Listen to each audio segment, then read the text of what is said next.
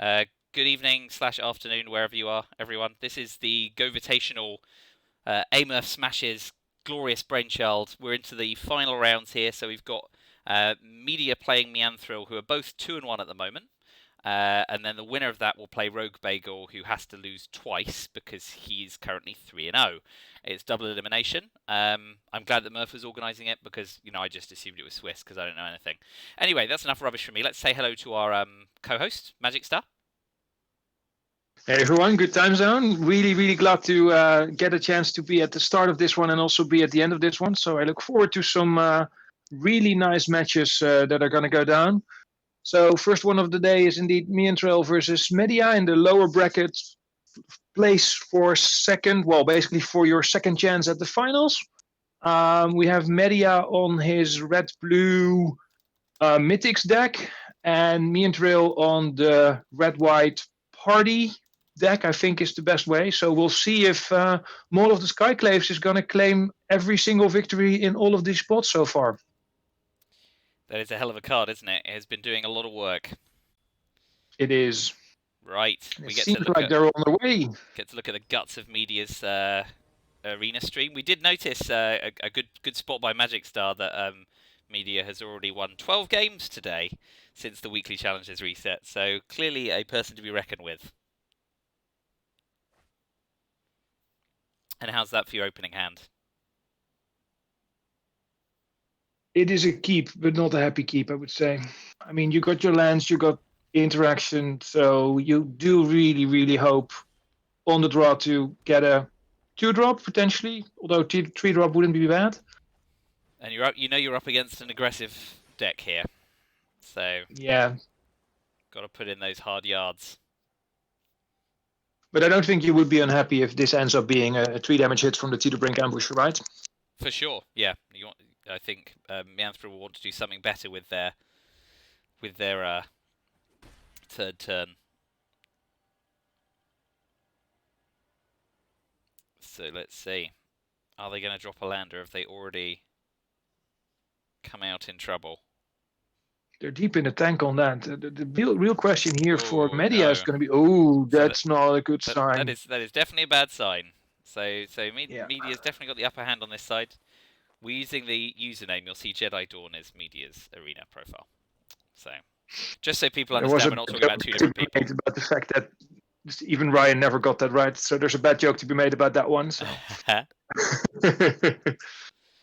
Good play so far. Let's see where this ends. He did manage to, Mianthril did manage to get a third land off that pressure point. Yep. That was a crucial play to maintain tempo there, wasn't it? Yep, definitely. But yes, when you are Boros aggro, you need to make sure that you fire. And yes, if this matchup, Meighdea is the one who's happy going long, right? Oh, for sure. Although Meighdea has that sort of longer term shell, but the top end is that big Moraug that they can overrun with.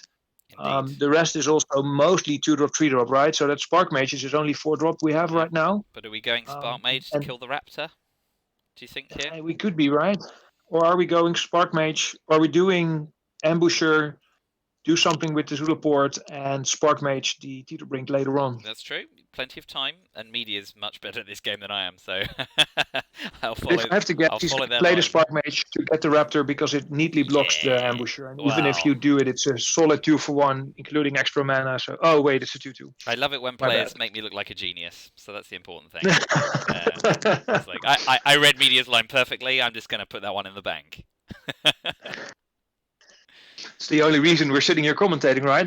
We could have been playing these matches, but we never made it here. So well, that's true, and we also have to atone for our sins from when at the start of this final match we were singing Xiaolang's praises, saying what a deck, and then unfortunately it went 0-2. So yeah, that was unfortunate for them, but also for us in that sense. It is rather, isn't and it? also very surprising, given their very clean sweep record so far, right? Absolutely. So here was, I think, was Meighdea thinking about flashing in the Duelist, but now can double spell this and the Bug Catcher, which I really like this play. Where are we at? So there is a cleric short of a party on Meightea's side of the table. Yeah, so I think a Pack Beast, which is not in his deck, right? So I don't think we have any clerics. Oh, Magic. we do have. There's the one cleric of chill depths. Oh, the chill cleric of chill depths. The chill cleric. That's great. I cannot navigate away from the arena window without the recording, seeing all the crap I'm playing with. So I'm very glad you have the decks pulled up on your screen there. Co-hosting at its finest, I must say. The bug catcher gets roiled because that thing can absolutely run away with games. And I now, was going to wait for something like that to happen indeed. Yeah. No attacks, but a double That's striking right. The Blade ambusher is Master going to does be some work. difficult. Although, of course, the duelist on this side can absolutely upset things here. Will Mianthril fall for it, is the question. Because, of course, decks are open here, so Mianthril does know what Meighdea is holding, and has obviously also played before, let's not forget. In the top Indeed. bracket, Meighdea won the first challenge of these two. So this is a blood match. This is definitely a Grudge French match again. It's very interesting in that sense to see. There's a very safe block, right? I mean, you can 100% just put the Teeterbrink Ambusher on the Spark Mage, and nothing is going to go wrong. But are you okay with getting double pumped on? So eating 5? So flashing in the duelist wants to keep the Spark Mage around.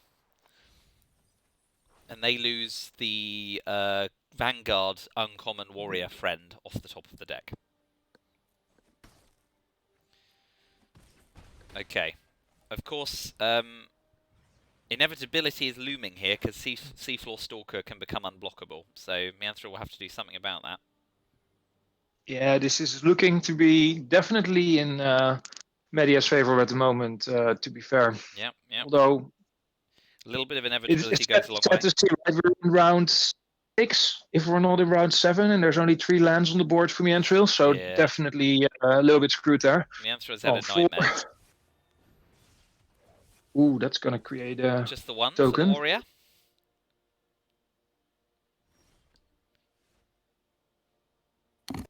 Okay. No Akum yet.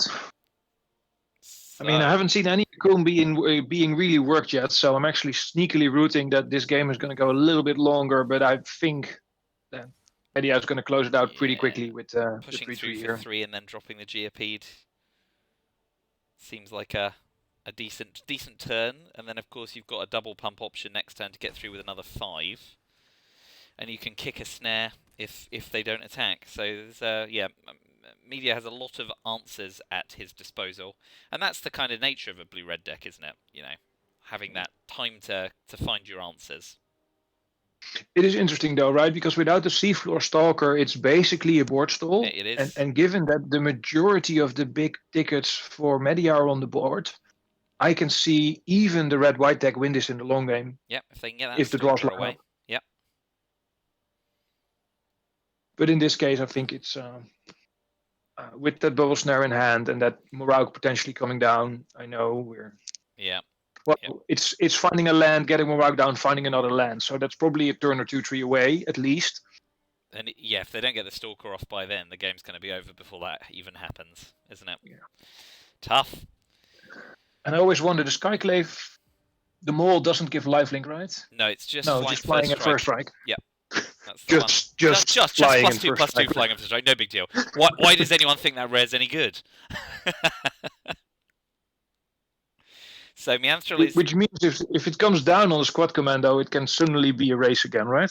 Yep. This is true if the maul does drop, but then of course, you get your bubble snare next turn. And I mean, you'd be snaring the commander anyway as the board lies. There it is. You called it. Oh, look at this. Once again, the players make you look like a genius. This is what we want in the world of commentating.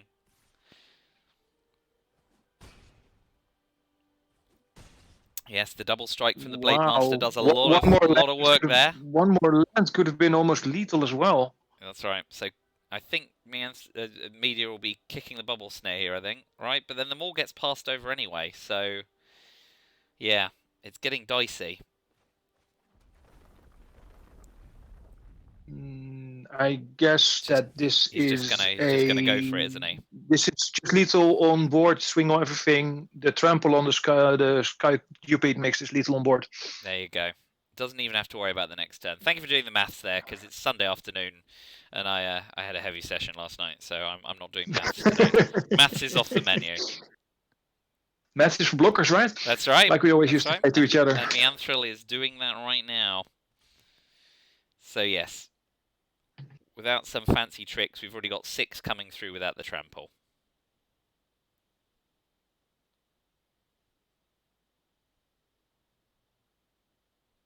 There's nothing single red in his deck that's going to save him here either.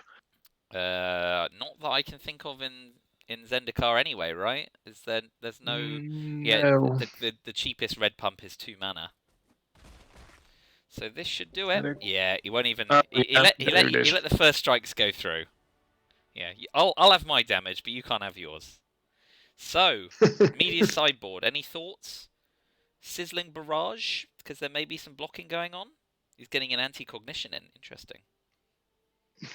Yeah, if you can hit the maul with that, right? That's gonna help. That's right. And even, I mean, just against an aggro deck, I guess, even paying an extra 2 to make the spell happen ruins an aggressive deck's prospect. Yeah. So, Cleansing Wildfire goes in as well. I was thinking about Trap. Chilling Trap. Trap Yep. is definitely Chilling Trap could actually be a thing here. Yeah, for sure. Plenty of wizards going on. So interesting to see the Riptide going out as well. I think it's not just wizards, just get aggro alone. That's right. Yep. It does ruin a turn of attack. One Riptide's still in though, so not both, right? So that's where Meightea's sitting. 18 lands with the 6-drop. I can see that. Yeah, definitely. You want if you end up in turn 6 and you have Morag on the board, you want to basically draw your lands the next turn, right? That's I mean, that's just such a house. And Hellion. Yeah, the flying out makes sense as well. All right then, game 2. Mianthril gets to be on the play, which is what Red-White loves. And let's see if the lands drop better for Mianthril this game. Mianthril was on a 18 land list as well with 2 MDFC, so it shouldn't be that bad. Okay. That's another Raccoon in hand, right? Yeah, and 2-drop, 2 3-drops. Sorry, Jinx, you were saying? That cleric is going to do a lot of work. Sorry. I'm going to mute, but Meighdea, just let you know, I put it out. I have the sneaking suspicion I need to be very aware of what Jinx just said and say, yeah, that makes total sense, but I'm drawing a total blank, to be honest, right here, right now. I put it out with my game. Oh, well done. Pulled it out. Good work. Okay. Nice. Good game. Sorry, Jinx. I had no idea what you're meaning. That cleric is going to do a lot of work, by the way, against all those low-level... It sure is. And he's keeping anti-cognition up as well. Very neat. Ooh, wow. Yeah, classic anti-cognition there. This. Yep, for sure. No, that's good. And Mianthril was, I guess, unlucky not to find a single 2-drop in an aggro deck as well. Yeah. So poor old Mianthril has had a mare of this session. I don't think Meightea's going to complain.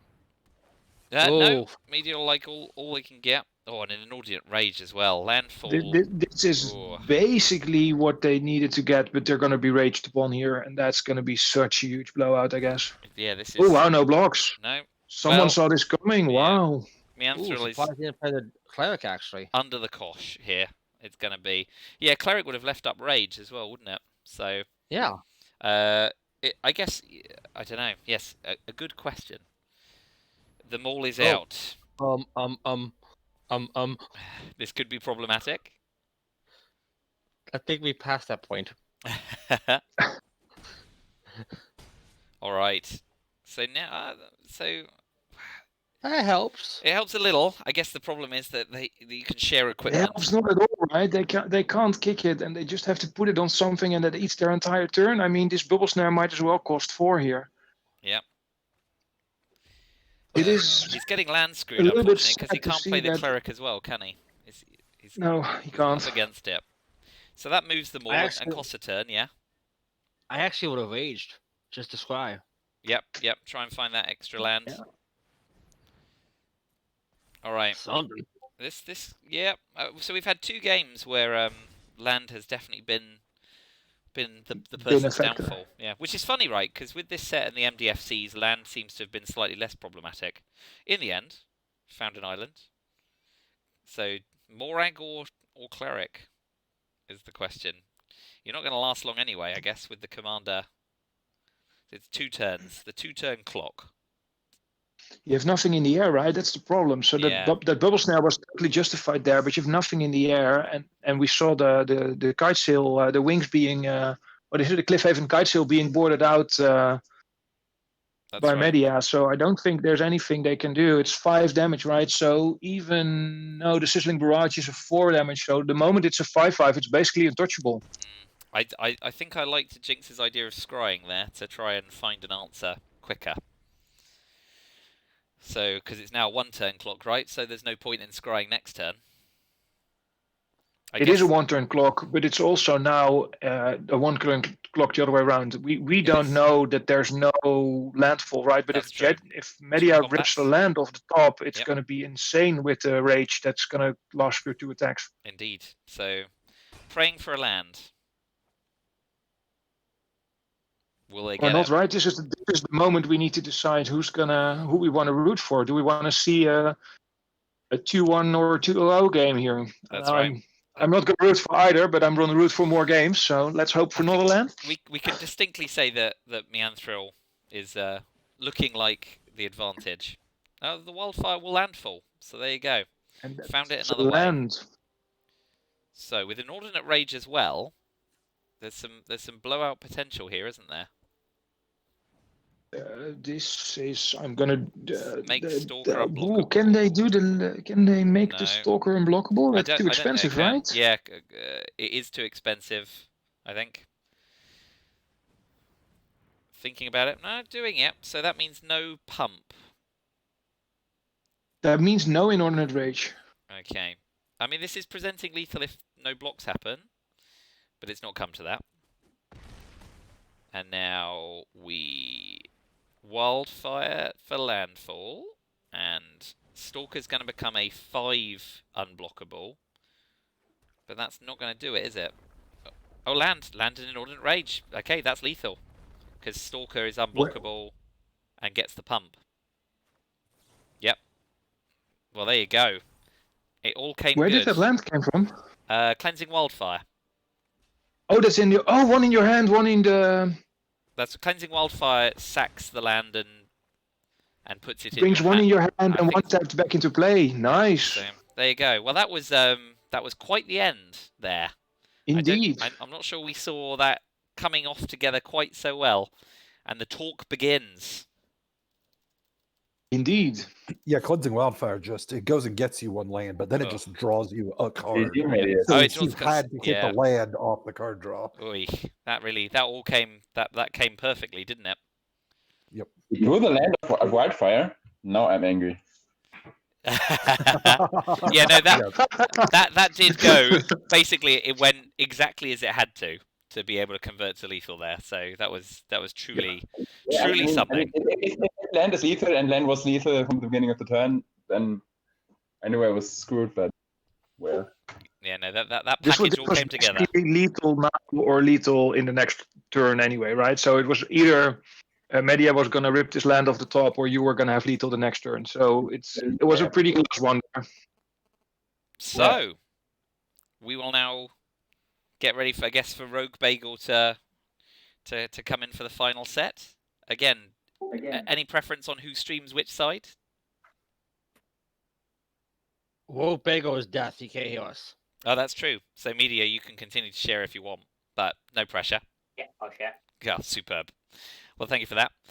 Well, while we wait for Roguebagel to come by, Magic Star, which deck did you think Roguebagel would least have wanted to face off against? So, given his slightly longer running kicker tank, I think he would have had more trouble with Mianthril pulling off a red wet sneaky win. But the Meighdea is pretty quick as well, right? So I think this is a slightly better matchup for them. Did they play before? Let me quickly look at the brackets. In the lower half of the bracket, so not yet. I played Roguebagel earlier today. Oh yeah. And he won. Oh, did you give the test a dry run? Even today.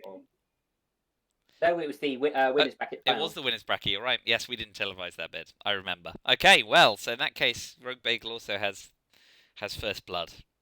So I'm inclined to agree. I would have thought of the two decks, Roguebagel would have been less happy with Mianthrils, but such is life.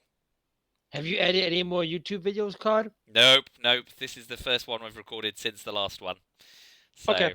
yes. I'm not much of a recorder because, I'm nowhere near as good as the people who are playing right now. So, Hey, shut up. watching me You're doing play is fine. diabolical. I'm on the way up.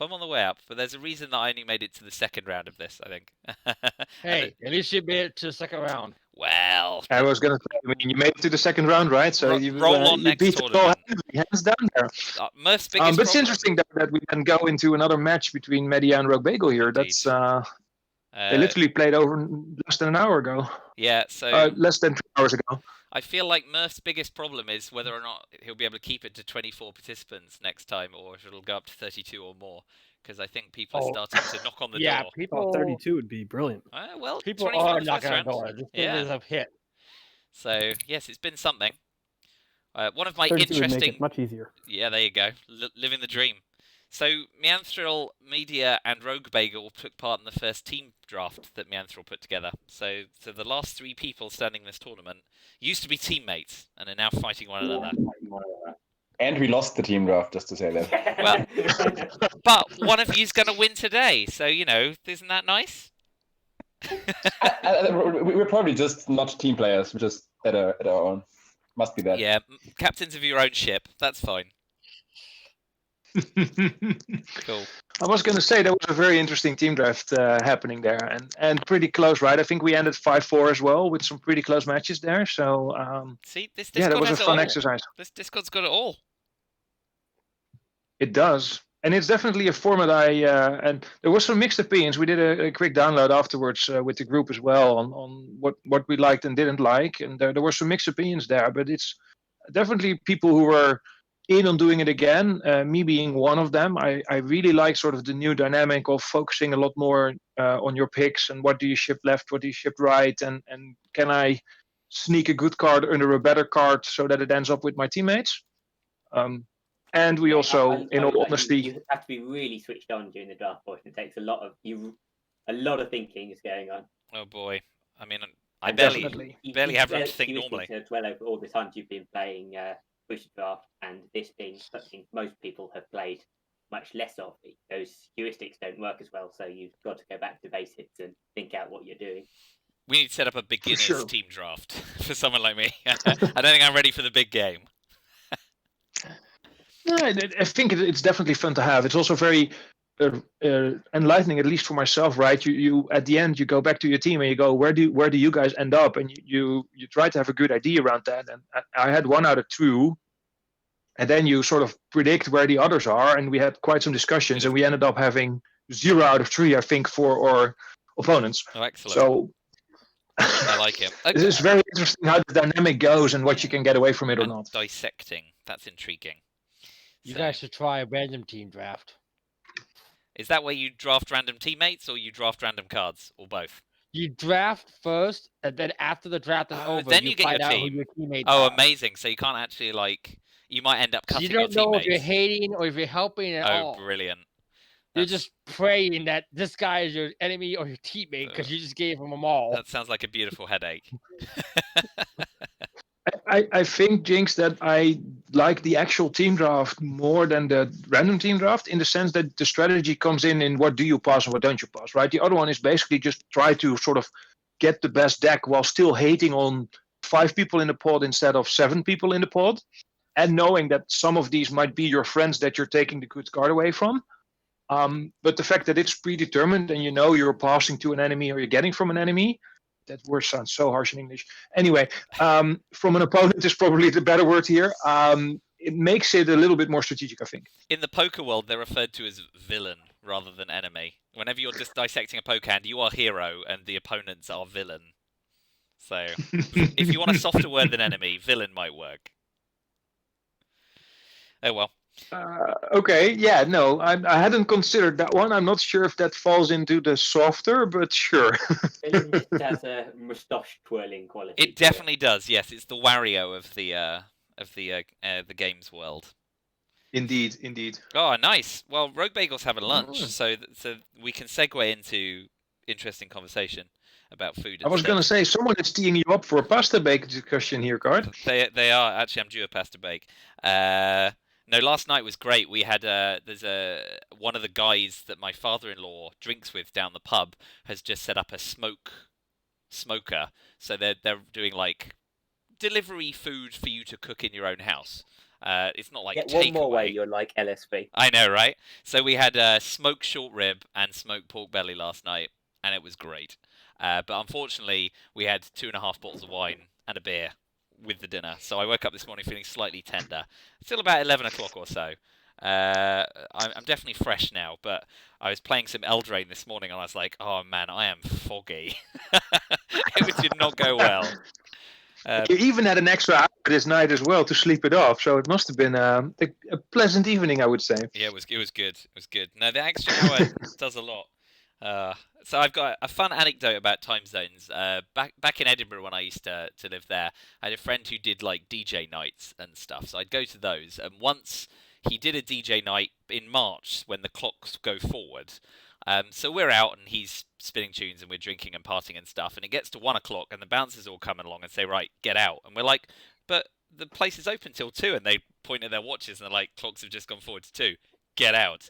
So I'm like, we've been robbed of an hour of partying by these people. This is an outrage. And the same guy, the DJ guy, his birthday is in mid-October. So about 7 or 8 years later, we go out for birthday drinks at the end of the month with him. And I said, Ben, tonight is the night that we get that hour those bouncers stole off us back. Because the clocks go back tonight. So I said we can stay out till 2 a.m. Clocks go back to 1. We get the extra hour of partying. And the universe realigns. But it took 7 years from having that night of partying, that hour stolen, to being returned. And the best part about time zone is I'm wondering out of my brain why on earth this happens to you. Because in where I live, here in the Netherlands, we switch time zones at 2 or 3 a.m., depending on whether it's forward or backwards. So it's always from 2 to 3 or from 3 to 2. So I was like, this is entirely to make sure that this happens. And since you guys apparently are an hour earlier, that right. makes sense that you guys switch on a different hour. Yeah.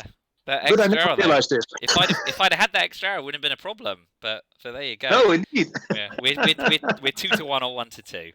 So no, I still got 10 hours sleep last night, which I definitely needed after all the vino.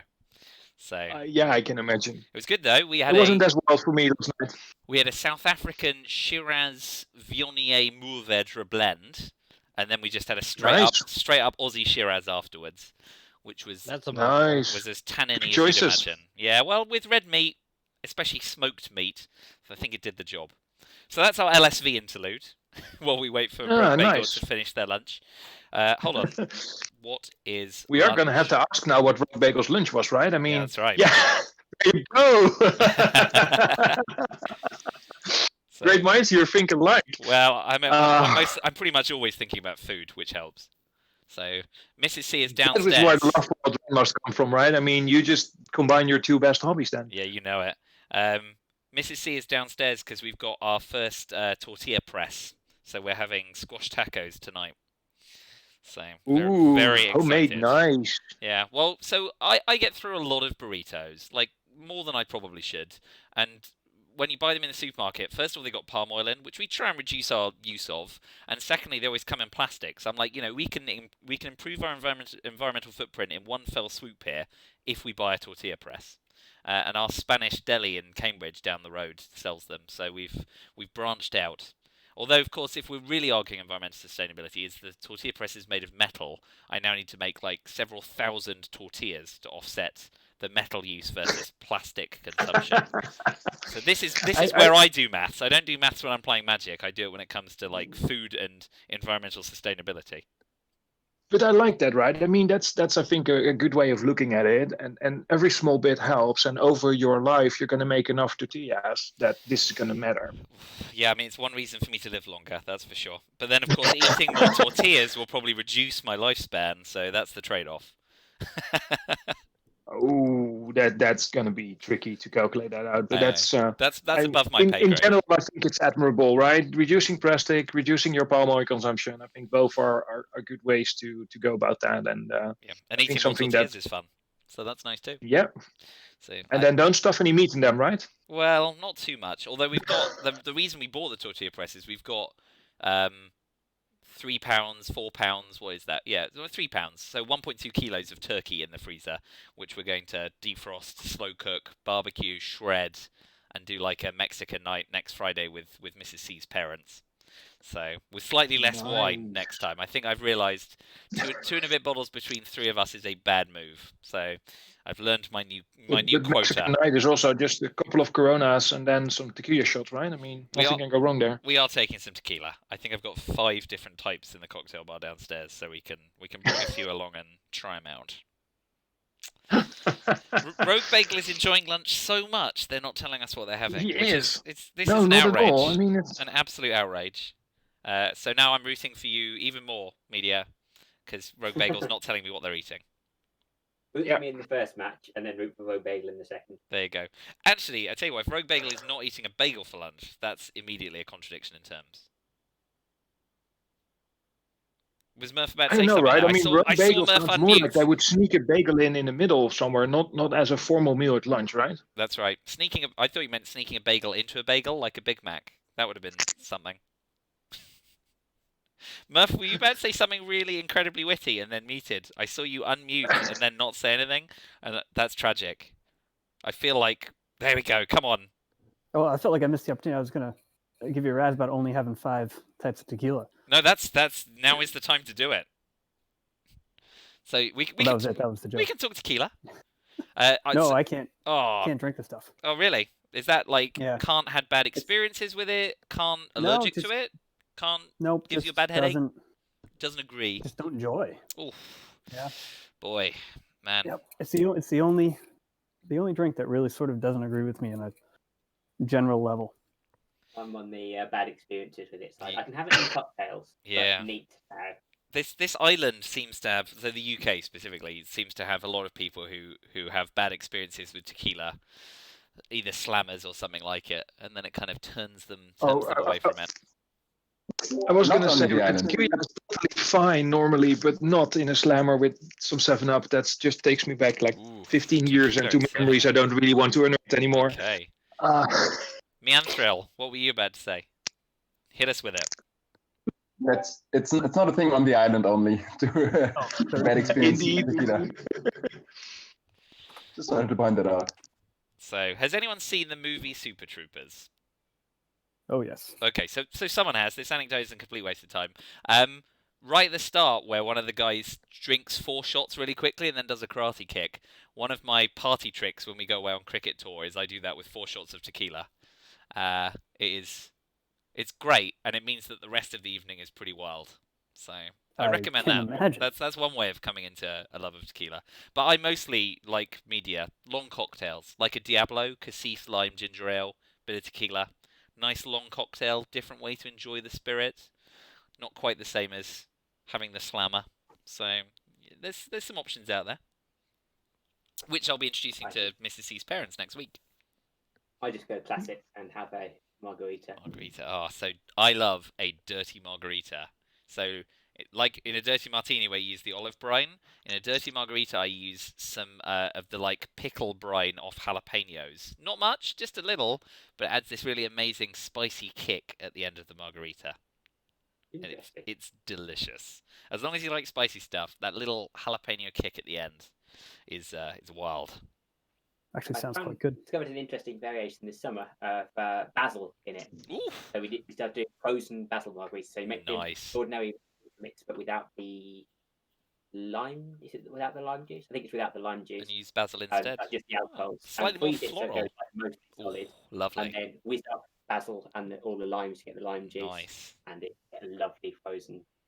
Very, very refreshing. That sounds good. I'm a basil fan though. That so sounds very, very good. I'm gonna try that out. Well, I have bad experiences with tequila, so it goes in cocktails and that's about it. But this sounds actually good. I'm gonna try that out. there you go. Nice. The only cocktail I've had basil in is a bajito instead of a mojito, where you remove some of the mint and you do a mint basil blend in your mojito, which again is interesting. It's definitely different. Yeah, Well- no, I can imagine. But that's gonna work out nicely as well, I think. basil is also going to go really well with any strawberry stuff you do. Oh, you So- bet. Yeah. Oh, a strawberry basil daiquiri. There you go. Yeah, there you go. Do you think Straight up, LSV doesn't sure. talk about cocktails because they want to be more family friendly or something? I feel like we can carve out our niche being like cocktail plus MTG, and that way LSV won't feel like his copyright's being infringed on. I don't know, have right? I something mean, there. I see LSV as a guy that actually does the whole drinking stuff as well. I cannot Okay. imagine he's not. You never know. Takes all sorts. But I do love. But who knows, cocktails. right? We've never top 8'd at a GP, so who knows what the party is after. Yeah, that's right. God, what do you think a top 8 party is like? Everyone standing around awkwardly talking to one another because there are no drinks in the venue. But that's I kind don't of know if I have to. so go on. If I have to sort of extrapolate a little bit from my experience, I've been involved with WotC in the D&D sphere for a couple of years. I've run some conventions, and actually cool. one of my friends runs all the big conventions, so Bodman games. So I've been involved a couple of times, and some of the after parties are nice, but it never went wild. Probably also because everyone is like totally wasted on a Sunday, and that has nothing to do with the amount of beers, but just with the amount of work you put in over those 4 days. It's quite a lot of mental load, so- I can imagine. But you'd think that the I- D&D parties would be wilder, right? Because people are already like in a role-playing frame of mind, and I think that sometimes lends itself to like a slightly more dynamic party environment. That's actually a good point. Maybe, yeah. Guess I mean, you the did drinking social is definitely anthropology for a there, but- degree. I just did social science so I could party, right? That's me. putting that to good work. I mean, well, you wrote your dissertation on poker, right? So right. studying social science, doing it on poker, you were in a specific niche there anyway already. Yeah. I was definitely persona non grata in my department for not doing proper ethnography, in inverted commas. But I had fun. Got to play poker. That's what it's all about. It's actually really nice that I've never really realized I'm an engineer by trade, so I did a lot of math, although I'm more on the project management side of engineering, so I did a lot of the sort of process description and legal stuff and everything surrounding that. But the moment I started looking into game theory and all that kind of good stuff, I realized that there's entire fields of social science that actually just deal with all that stuff that actually really interests me, while normally I would have skipped over most of the social sciences, to be honest. As an engineer, I'm glad to hear that you didn't skip over the social sciences, because I've met many who have. And it's tough to converse with them. Oh, yeah, for sure. Well, Sweating and looking around. It's fine. You can hold a conversation, Meighdea. You're good. You're good. Are you an engineer by trade? My degree was physics. Oh, whoa, heavy. My career is in IT. Excellent. Excellent. That's good. We're still recording this for YouTube, by the way, so I won't ask where you work. We'll keep it confidential. that's probably for the better of everyone, right? I mean, let's keep it nice. Most deaf. And Bagel must have been on a big bagel, by the way, because out of his 5 to 10 minutes, we're 15 minutes in. So I know, right? Well, I always say I don't like to rush people when they eat, but I always rush when I eat. I do eat mindfully, but I also eat fast because I love food. So Roguebagel is clearly a chew everything 32 times person. very deliberate, right? So it could also be some nerves, right? I mean, Taste 5 minutes for your biggest final, right? Are you going to be able to just enjoy your lunch, or are you going to go like, I need to get through these 2 sandwiches to have the mental brain power to go and do this finals, but oh my god, I don't really get it done. Yeah, then all the blood Who rushes knows? to Roguebagel's head, stomach even rather than head. So, yeah, he could be slow rolling Meighdea, trying to, win the mental battle. Who knows? roping. Roping, exactly. Yes, to use arena parlance. Anyway, it'll be arena for me for at least another few months, because I see that WPN says no live games till January now. So, not that I'm in a rush to leave my house. I'm taking this plague seriously, but I only came onto arena. For me next week. What's that? What's up next week? Innistrad drafts. Oh, I love. is that Innistrad. on online or? Yes, that's on Okay. MTGO. I do not play there, so I missed on that. Innistrad was the, hold on, let me get this right, the kind of gothic horror set, and it had the transform mechanic, yeah? Yes, so the first flip cards were in Innistrad. Excellent. See, I know some stuff about the Dark Ages when I didn't play, but not a lot. So I can't Also, remember what there were like flip cards, but not flip cards from Kamigawa, where they were both sides on one card and you turned it upside down. I can't remember what Oh, the interesting. formal term for those is. Okay. Intriguing. Yeah. That's a little bit like the adventures then, right? From Eldraine in that sense, that you have basically 2 cards on the front of 1 card. Yeah. Yes. Or I guess the sideways the cards. templating is strange. Like half the card is upside down. Interesting. And we also It's one of their didn't we versions. also get those from we got those from the Ravnica block as well, right? With 2 cards in 1. Sideways cards, I think of them as, but they're the Oh yeah, so those X ones to are sideways, Y. but they're actually that like Fire Ice. yes. Yes. But the one from Kamigawa. I can't remember one. Upside down. Interesting. So you cast them as one way up or the other way, rather than attaching it, or is it splice? So usually they're like the what do you call them? The transform cards. Transform so they cards, start okay. one way up and then you rotate them around. Oh right, when they reach some sort of threshold. Intriguing. Yeah. Oh well. I've just got one on. This is the one that saw the most constructed play for a while, I think. Yeah. Was Innistrad set with the Madness as well? No. I No. think there was a follow-up Innistrad set that had Madness, but I didn't play that one. Originally, Innistrad was flip cards and what's the returning mechanic? Flashback. Oh, flashback. right, Okay, I nice. do know that one as Yeah. well. Excellent. My LGS only, it's very small. There's Friday nights is usually anywhere from like 6 to 8 guys, and they only play Modern. Oh wow. And so I didn't restart playing, so I played in middle school in the late 90s Ditto. and stopped until GRN. I came back, 2 Octobers ago or whatever. And so I went down on Friday night to try and play, and they're all playing Modern. They're all playing Modern, not Limited. Well, I'm lucky. I happen to have Yeah. fallen into a place where, when I'm in Cambridge to work, there's a game store there that runs 2 draft pods, but then also has Commander for people who don't want to play draft. And then there's another town the other way over, which has it's a shop called the Hobbit Hole, and it is like if it wasn't on the ground floor, it would literally be the Hobbit Hole. The ceilings are tiny, and you're lucky to get 16 people there. I went to the Eldraine pre-release there last year. That's when I returned. That was my taste of Eldraine. It does fall a bit. I mean, that does fall in my experience. I played like Murph. I played Magic in high school. Well, even and I started even in preschool. And at some point, I was a little bit serious about it, as my hobbies tend to sort of escalate. And I asked my parents, "Can you go and drive me to this pre-release event, which was like an hour away?" And they were like, yeah, we'll do that. And my mom, I talked about my mom that I recently started Magic again. And she came back with this whole story. Yeah, we dropped you off once when you were like 15. And there was this shady shop. And then you had to go down. And then there were all these people. And it was like, and it looked all fine and friendly. But I really didn't like leaving you there. Yeah, brilliant. We thought you were going to get mugged. Yes, something like that. And I ended up having a great time. And I actually still somewhere have the T-shirt. I ended up winning the lower bracket of my pre-release there. So I still somewhere have and I think this was trophy. Odyssey. I have my Odyssey pre-release T-shirt somewhere. Excellent. Probably more yellow than anything else by now. But yeah, I stopped playing in school just before Odyssey, I think. Urza's Saga was the last set that I had any vague interest in before I dropped off the map for 2 decades. So, yeah. I'll give you all a hint. Sorry, Meighdea?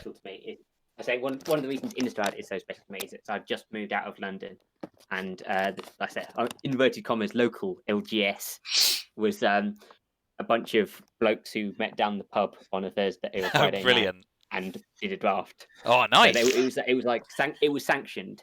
But it was just a group of us who would go down to the pub and play Limited. Was the publican a Magic player? Because it doesn't seem like a no. pub activity, right? It's not cribbage.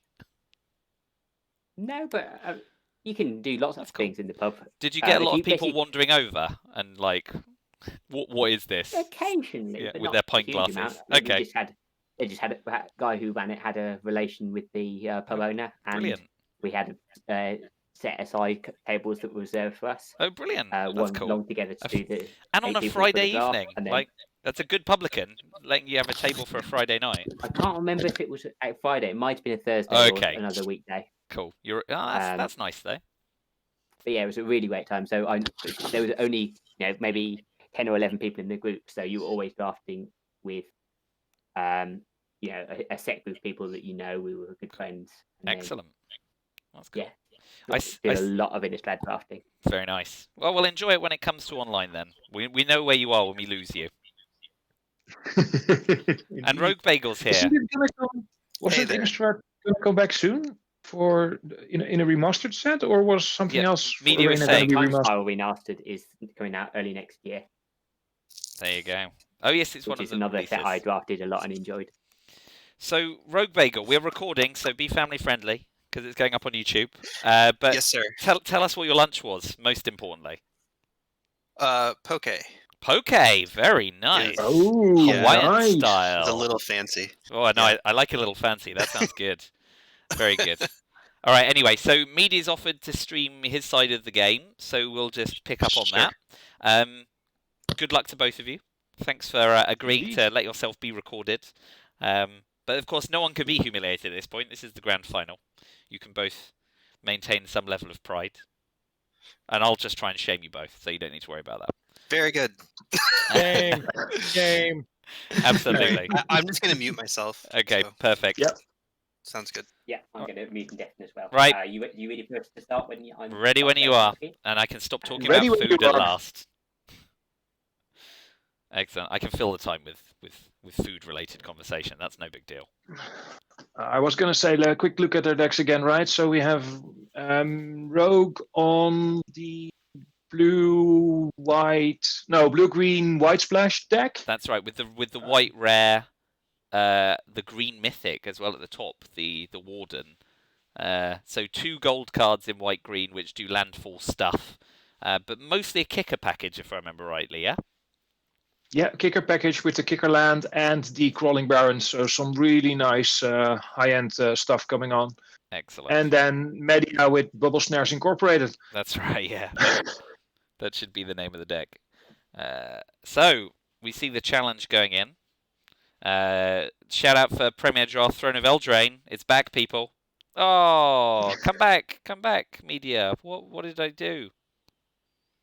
You mentioned Throne. Oh, but I can't not, Sunshine. Where did stream go? Sad face.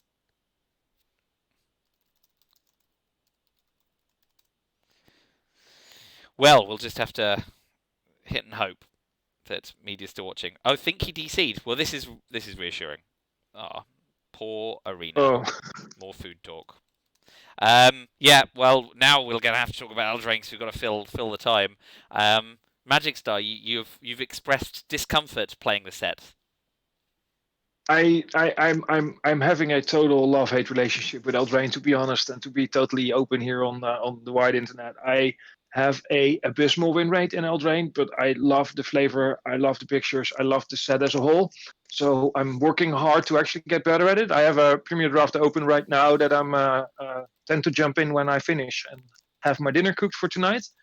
So that's my evening reward for getting through the casting here, and I see if I can actually getting to be over 50% in Eldraine, which needs about 2 7-0s in a row, I think, for now. So yeah, I just drafted 2 decks I thought were pretty reasonable and got them talked to in pick build, and they went 0-3-1-3. So wow. So I'm now under 50% win rate for Eldraine, but that doesn't sadden me at all. I love Eldraine so much that Eldraine could just abuse me for the rest of time, and I would take it. So you mentioned your dinner tonight. Tell us before the game starts. What are you having? Oh, I'm actually having something very very simple.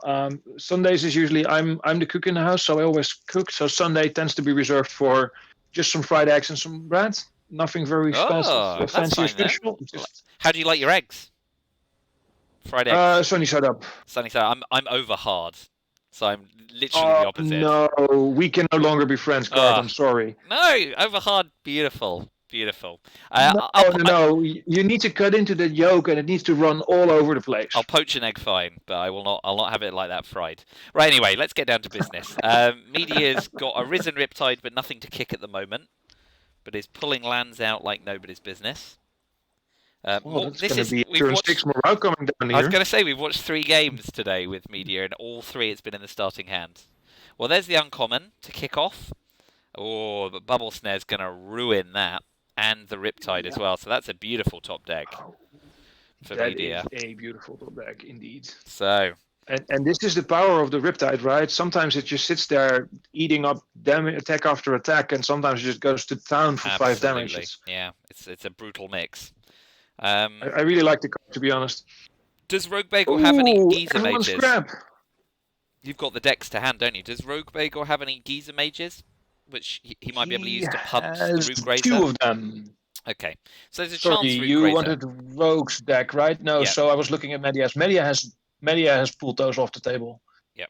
They have 0. Oh, because I was just thinking, is there any way of them getting Root Grazer back up? But the answer is no, apparently. Nope, not by the looks of it. So, well, there is no. The Shell Shield's not going to help. There's a single into the Royal, so that can help the Root Grazer get back up in the hand. But that's the one card. Youch.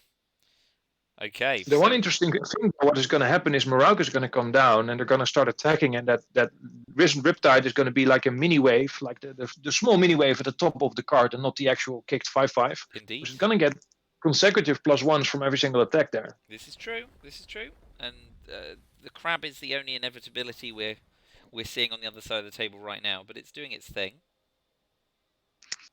It came down early enough, but if there's a good tool to handle that Morauk, which has to be a bubble snare, I think, by the looks of it. Ooh. That's going to be a big cleric, though. Yeah, big cleric. But Morauk is... oh, and Jace comes off the top as well. Choices. I think given the number of creatures they have, I guess you got to get Morauk down before Jace, right? You're no big danger, right? I mean, your Riptide blocks the 3/3. You take 5. That's totally fine. Jace is gonna sort of keep you in the problem with Jace, obviously. Well, no, you can scry and draw at the same time, right? Yep, absolutely. And Jace can kick as well. So. But the problem with Jace, you're right. You need to make sure it's not going to get run over. Oh, all lands. Meighdea will be very happy to see those 3 leave the top of the deck. Yeah. So 19 cards left. that's okay. There's still nice time. for Meighdea to do a quick hover.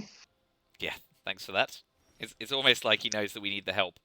Ooh, what do you do now though? Do you kick Bubble Snare the cleric and go to town? You do, right? There's a land in hand okay. as well, Yeah. and then you have exactly. So 2 combats plus a rage. This is looking like a good opportunity for Meighdea. So I think the only thing you do is put the Sproutling and the Wizard to the Morauk just to get it off the board. But then, of course, Rage will... And then you get blown out by Rage, so this is lethal. Yep. Well... Second combat. 6... No, it's not lethal yet.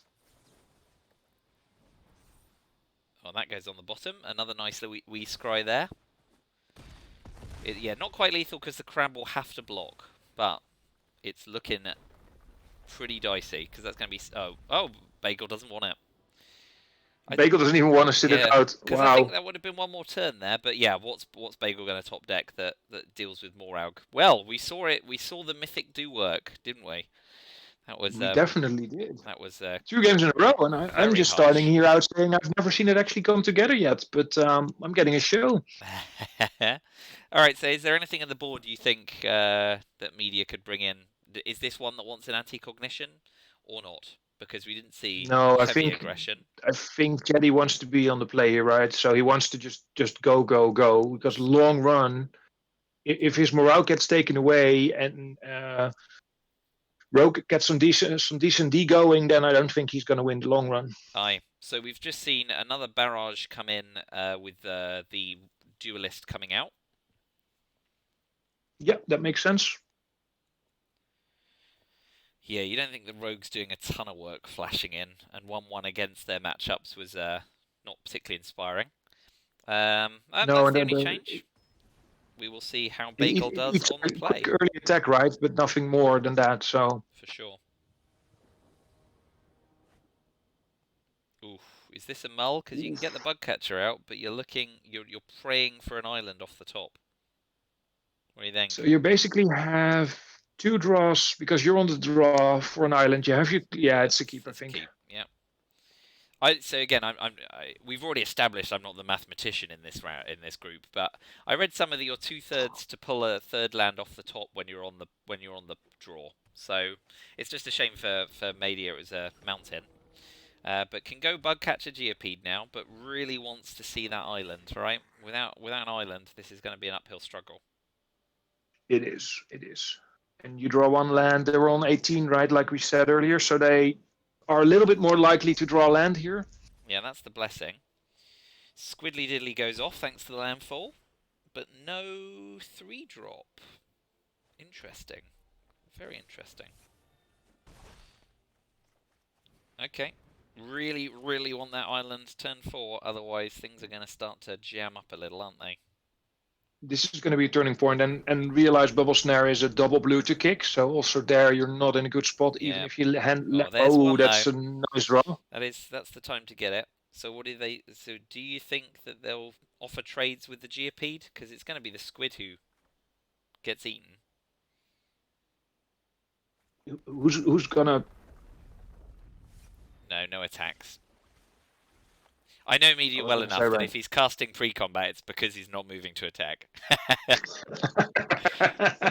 Meighdea has very, very kindly sweated me through a bunch of trad drafts, and his patience is exemplary, because I'm just a complete mess about when I cast spells and what land I use to do it, and thinking through stuff too much and not using the phases properly, and trigger points and stuff. So yeah, watching Meighdea play is definitely a lot slicker than watching poor old me.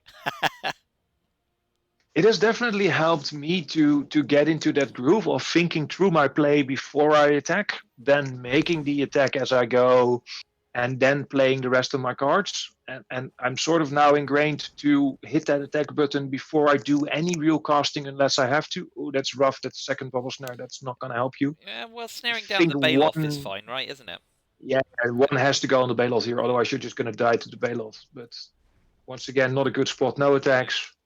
Really needs a bit of land. I mean, land for Morag and to use the Geyser Mage's kicker ability is how Meighdea swings the game back in favour.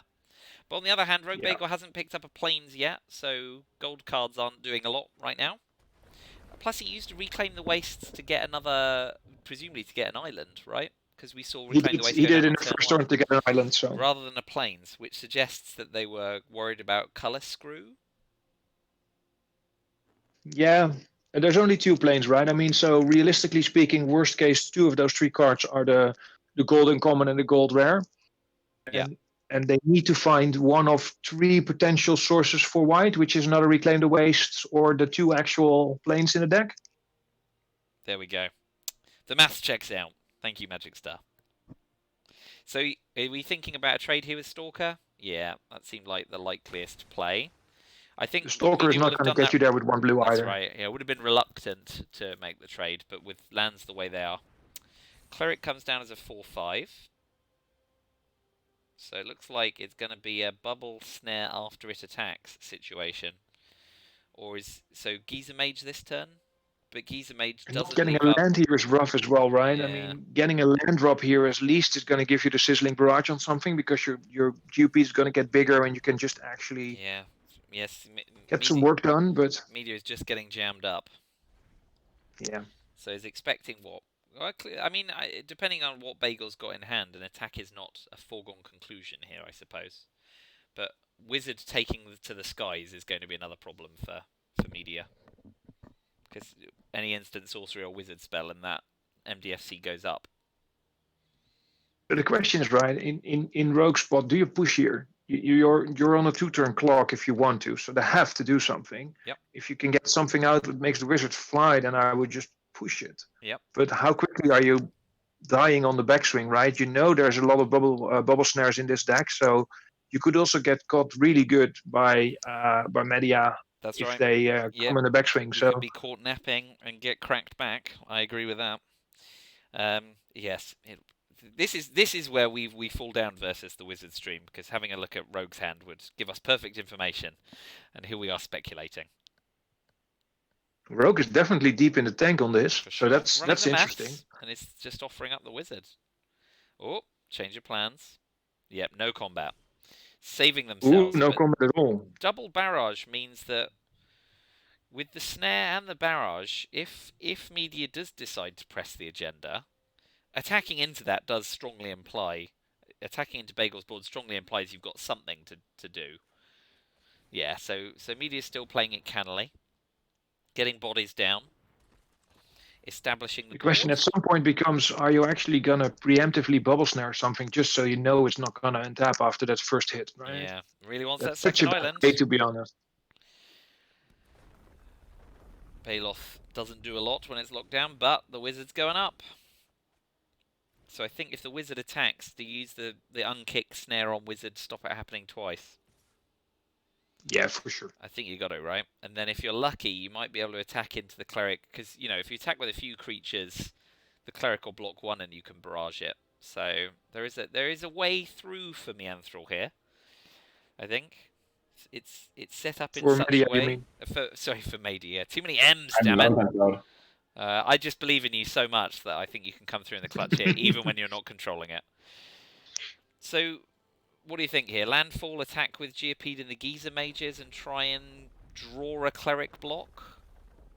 So you can use Yeah, I barrage? think you have to, swing right? all. Strong. Yeah, for sure, right? I mean, Like it's it. all 3/2s, so whatever they're going to pick. I mean, your bug catcher can be bigger, but it's not going to stay on this board. Indeed. The best block here is to take 9 and eat the Geopede, right? That's what you have to eat, I think. Question, does Bagel have a chilling trap? Because with one island up, a rogue duelist won't do enough after Sizzling Barrage. Bagel but does not have a chilling trap Okay. in his deck. a chilling trap would have He prevented the cleric dying, so I was interested also to know. does not.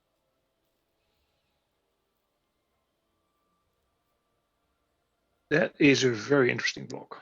I mean, I would Here comes take the this barrage. one outside of the Geopede for sure. So this is now looking. Are you gonna go? It's Oh just yeah, I was double, gonna say, are you gonna go barrage. double? Nice. That way you keep your bug catcher alive, which is sassy, and then snare the wizard, and now all of a sudden the tide This has is actually- turned, hasn't it? It is, not even with a you Riptide. double snap the wizard, and there's nothing on the board on the other side suddenly. Yeah, that looks diabolical. Bagel has run into the ropes, I think, here. It Let's does look see. to be their way. What can they pull out? I mean, even a Yeah, a crab isn't going to do it. Roan Crab eats 3 damage. But, yeah, Mill 3 is not gonna help you out here too much. I think so. 2... Geyser Mage gets something back in their hand, which also helps. So that's gonna be the So that's still not enough, though, right? Because bug catcher attacks for 3. Oh, no, for 3. It'll bring him down to 1 life. technically alive. Right, so lasts another This turn. is that button for the meme, but technically alive. Yes, that's right. Only mostly dead. But the Morag is gonna come down, so this is gonna be very, very tricky. Yep. So attack. Because Meighdea is gonna push you, yeah. Got to block both. Oh, it's lethal now. With Morag, right? Without a card in Oh hand. yeah, because they get +1/+1, indeed. Indeed. So Meighdea was the player who snuck through in the first draft. Was what 1 and 2 in the first draft, but squeaked through in the Yep. cut. Then 1-1 and a forfeit in the second pod, but comes through to win. So Well, that's set 1-2, right? right? Yeah, he has to This play. is set 1, Has so to play Roguebagel again, but 2-0 in the first. On we go. So yeah, Meighdea has led the charge here in pod 3 after a relatively shaky first 2 pods. So definitely interesting to see that this is basically a huge combat run in that sense, which is very, very interesting to be part of. indeed, let's see how Bagel comes back from that 2-0. So, yeah, let's hope that poke filled him with courage as well as rice so that he can bounce back. Double elimination, yes. See, I already forgot, despite prefacing at the start of the recording, that's what we were doing. That was a whole hour ago, and my brain resets. Brain resets every hour. I'm a long-term goldfish. That's totally fine. So, By the way, this is the 4th game in a row we've seen Morauk in the opening hand. This is I mean, crazy. I don't know Yeah. what Meighdea did. Oh, crap on turn 1. That's going to be interesting. Yeah, that's definitely a clock. And actually, I don't think Meighdea wanted to see those lands drop off the top of the deck, because a 2-land keep hand, this could be problematic. And Roguebagel has found all 3 colours. This is looking like a always stronger infuriates start. me to no end, to be honest, when this happened. Yeah, this is a much But- stronger start for Roguebagel than the previous 2 games. Indeed. So let's Meighdea has a chance if they pull off another 2 lands, right? That means they can sort of get the Spark Mage to kill the crab. Yep, Spark Mage can kill Crab with the party as it is assembled. And of course, Bubble Snare might hurt the Root Grazer or the Baloth, depending on what you want to target. But he's just not finding stuff. This is hard. Nope. So keep Rage up, potentially. Yeah, so this is a it's buckcatcher, Rage keep or Rage Ambusher. up before combat trick, but are they gonna fall for it? Yeah, it's Rage or Ambusher, isn't it? Oh, going to use the Rage. Very wise.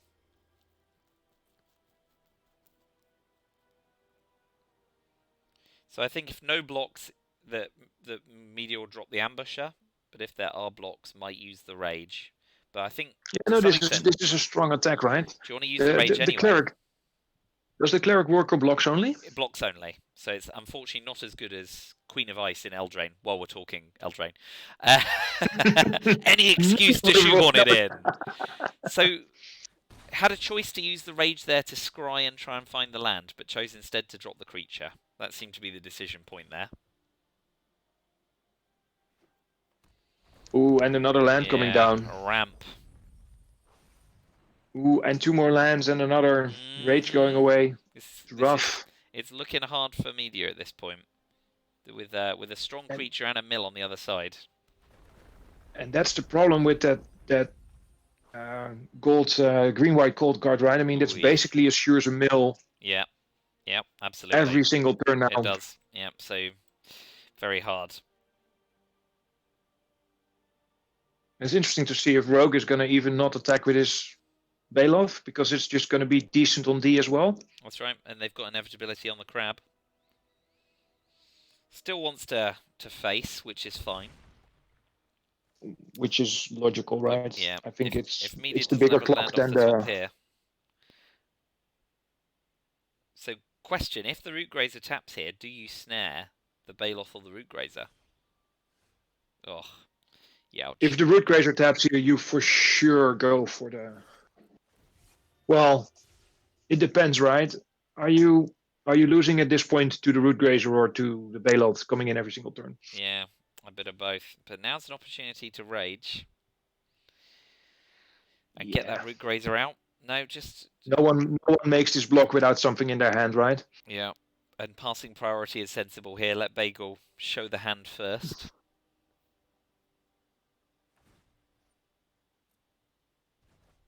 Fine.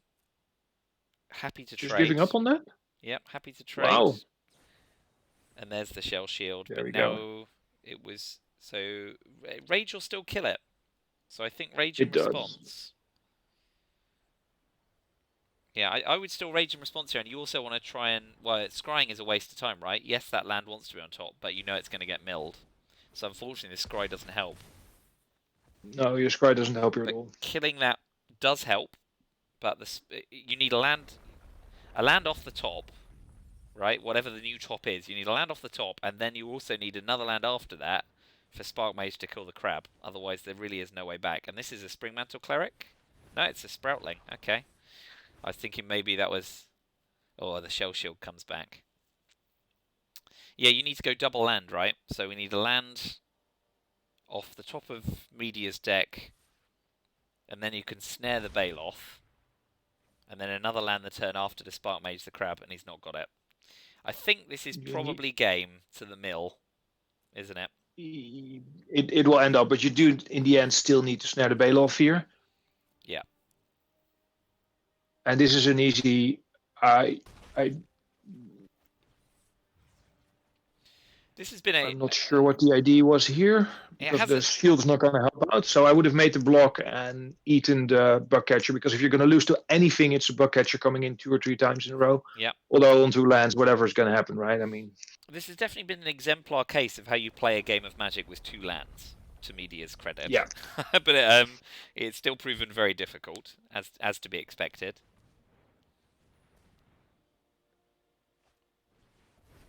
Kicked Geyser Mage, just hurts tempo. Yep. Pulls back the Baloth, which is nice. There's finally a 3rd land. So, what do we think? Geyser Mage, maybe? Get some bodies down? Ambush is a warrior as well, so you can still send the Bug Catcher, and if you get another land afterwards, Spark Mage will still kill the crab. But of course, with Shell Shield in hand, you also need them to be more or less tapped out. So Shell Shield might do enough to protect the crab. So the needle has definitely swung Bagel's way, I think. Yeah, no, for sure.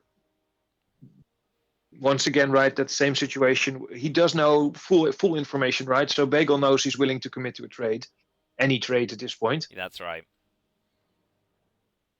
Which I think does make sense. And keeping the cleric back is smart here, right? I mean, whatever is left here after you do your thing, and that's the right block as well. So if Ambusher pumps now, I mean, what you want to do is get them to waste their Shell Shield, right? So if Ambusher pumps, they then use Shell Shield to protect Geyser Mage. I think that's the wrong use of Shell Shield. If you can draw that. I don't know if Meighdea will do that. I was thinking about using the Duelist, of course, but yeah, I would pump the Ambusher and challenge them to misuse Shield. But okay, different line, probably a better line, mind, because my lines are not good, nor scripted. I don't know whether I would have done this. I think I would have been more on your line. Once again, our line is probably not the line, but but at least the commentators don't disagree openly, which is nice. We've got harmony in the commentary, even if it's wrong. And another landfall. This is rough. Yeah, that deck is getting thin. Well, Spark Mage can now come down, but Shell Shield will protect whatever the target is, so you don't get any benefit from Spark Mage. So do you just drop a Geyser Mage and keep getting milled? I mean, at least mills are now off the top of the deck. So I think you need to go for it, right? So you need to drop it. You need to Spark Mage the crap, and just accept the fact that it's going to take the Shell Shield away. Yeah. Do you swing first?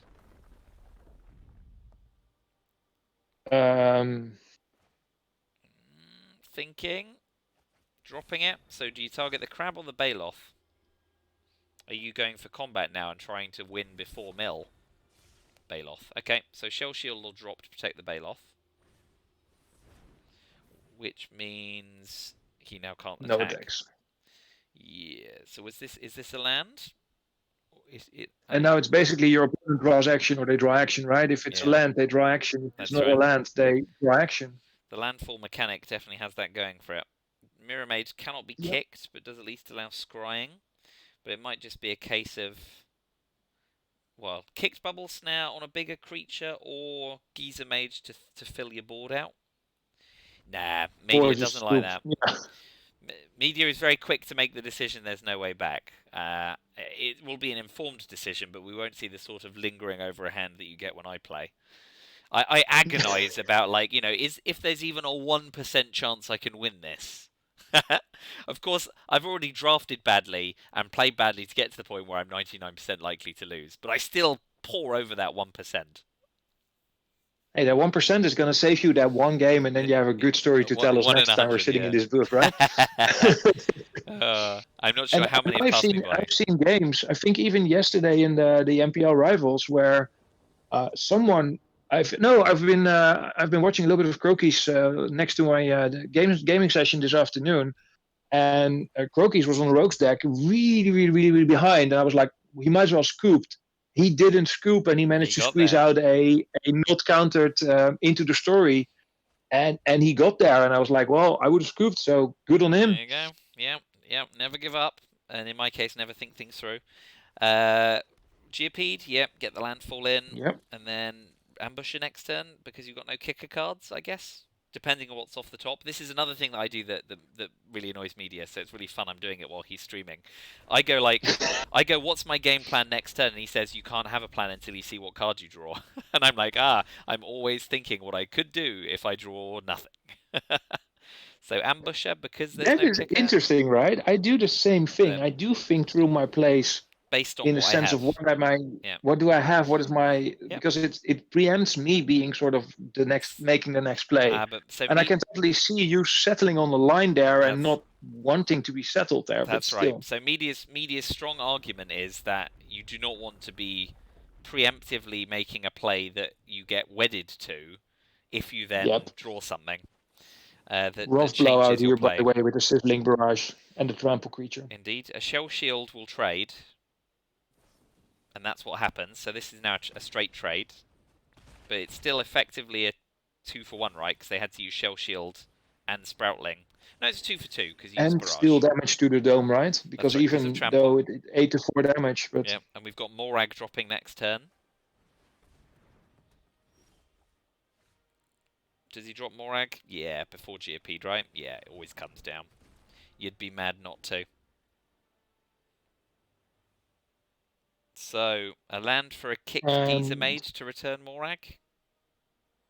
Either that or a bubble snare, and that's about the two options you have. Okay. And I think that's the key weakness here with Roguebagel's deck, that they don't have anything against this, right? Lacking answers. By the way, did we get that Morag in our opening hand yet again or not? No, that one came off the top, I'm pretty sure. Okay. We'll have to rewind at some point when we look over the YouTube video, because I think if it had been in the opening hand, we both would have cursed. So I feel like that one was off the top. But he, we would have. Still getting there each time. So having a think, kicked Geezer Mage seems like no, keeping 6 mana up. What's going on there? Ooh. And a pause. And a pause. So what does that tell you? What does that timing tell you?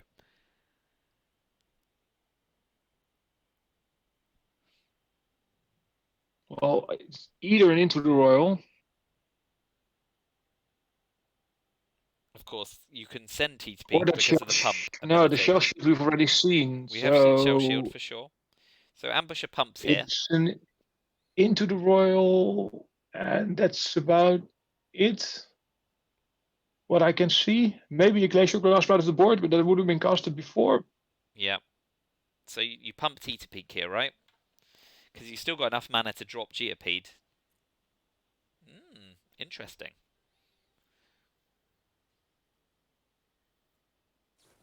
Yep, into the Royal. You called it. Yeah, into the Royal. I would now pump the Ambusher. But you want to drop Morag again. You want to recast Morag. You keep your. Okay. Yeah, you keep your land and you drop Morag again. Okay.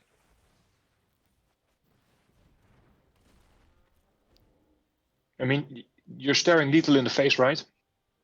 This is true. Yep. Every time Morag's on the table. Because you basically need to answer it now because it's going to swing in for 6 and 1. Yeah. No, yeah, it's going to swing in for 6 and 1 this turn, and then 7 and 2. That's right. What other answers does Bagel have in their deck? Technically lethal. What other answers? Bubble snare. Just a bubble snare. There's just a single bubble snare left. Yep. Or drop kicked Geezer Mages. Ancient Green Warden or kicked Geezer Mage, which they didn't have. There's a few cards, but it does not look super rosy for Rogue this time. Not like the last game. Not at all. Yes, Meighdea has drawn that fabled combination of lands and spells, which makes the game exciting. So Springmantle Cleric, possibly, as another... That's only a 5/6, right, with 3 colours, so that's not quite enough. No, so anything that can kill Morag next turn is what they need, right? So, yeah, that'll work. Right, though. But then they cannot attack with the wizard. No, indeed. So, Geopede. So, no attacks, of course, because the double block. Yeah, just keeping lands in hand.